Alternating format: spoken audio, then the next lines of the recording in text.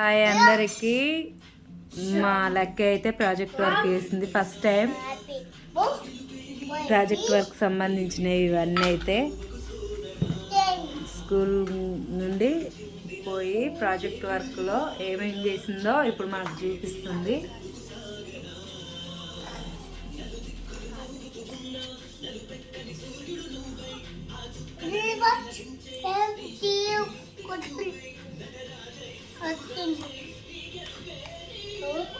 ఏం చేస్తుందో చూద్దాం మనమైతే. ప్రాజెక్ట్ వర్క్ అని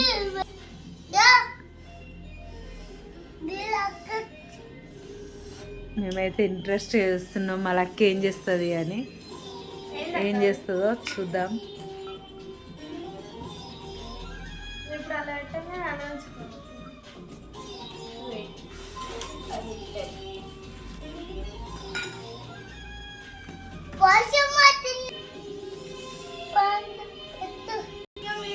ప్రాజెక్ట్ వర్క్ కోసం ఇవైతే అన్ని ప్రిపేర్ చేసుకొని పెట్టుకున్నది మన కోసం.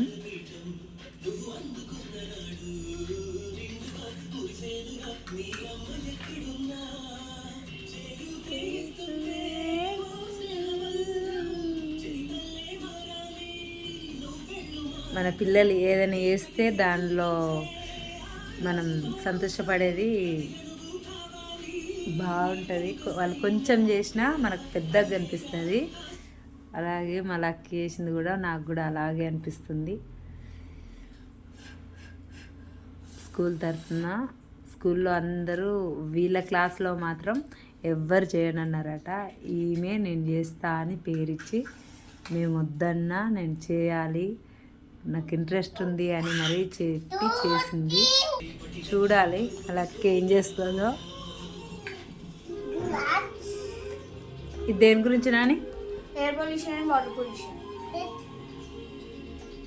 Air pollution and water pollution. Water pollution అట.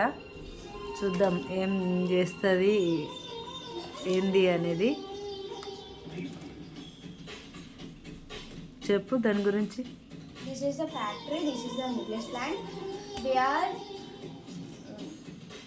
polluting the air and water. This is the river. We polluting all rivers and factories will pollute the air, and we doing deforestation. That's why we can't take breathe and health issues. This pollution was take వల్ల మనకి health problems ఎట్లా asthma ఇంకా lungs issue అట్లా problems రావడం వల్ల మన body అంతా మొత్తం ఏ పార్ట్ పనిచేయదు. ఇది రివర్. మనం తాగే దాంట్లో మనం ఫుల్ వేస్ట్ చేసేది వాటర్ ఉన్న ఎయిర్.